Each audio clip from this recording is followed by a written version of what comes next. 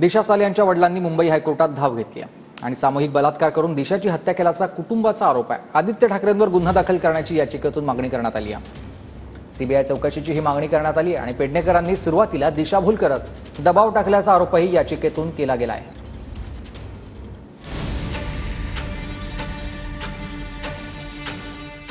दिशा सालियन मृत्यू प्रकरणावरून नितेश राणेंनी पुन्हा एकदा आदित्य ठाकरेंना लक्ष्य केलं।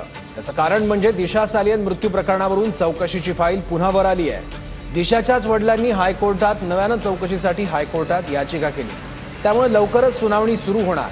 दिशाच्या वडिलांनी याचिकेत आदित्य ठाकरेंवर कोणते आरोप केले आहेत ते पाहूयात। 8 जून 2020 रोजी दिशा सालियनची मालाडच्या घरी पार्टी सुरू होती। पार्टी सुरू असताना एक ग्रुप आला ज्यात रोहन रायसह त्याचे मित्र होते। त्यानंतर आदित्य ठाकरे आणि त्यांचे बॉडीगार्ड तसंच सूरज पांचोली, दिनू मोरिया आले।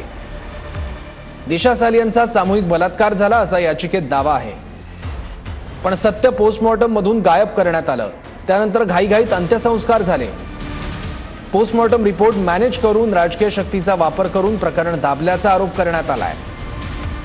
दिशाच्या मृत्यूनंतर आदित्य ठाकरेंनी वरिष्ठ पोलीस अधिकाऱ्यांना कॉल करून प्रकरण मॅनेज केल्याचाही आरोप आहे। मुंबई पोलीस आणि माजी महापौर किशोरी पेडणेकर यांनी दिशाभूल करत आपल्यावर दबाव टाकल्याचा दिशाच्या वडिलांनी म्हटलंय। दिशाचा सामूहिक बलात्कार करून निर्घृण हत्या झाल्याचा आरोप करत सीबीआय चौकशीची मागणी करण्यात आली। गुन्हा दाखल करून हायकोर्टाच्या देखरेखीखाली सीबीआयकडे तपास सोपवावा अशी मागणी। दिशाच्या मृत्यूवरून पोलिसांचं वर्णन मृतदेह पडलेली अवस्थेत साम्य नसल्याची माहिती याचिकेत आहे। घटनेच्या दिवशीचं सीसीटीव्ही फुटेज गायब करून बनावट फुटेज स्टोअर केल्याचाही आरोप आहे। आदित्य ठाकरेंसह किशोरी पेडणेकरांवरही गुन्हा दाखल करण्यात यावा। नारायण राणे, नितेश राणेंनी आवाज उठवल्यानंच त्यांना अटक झाल्याचा दावा आहे।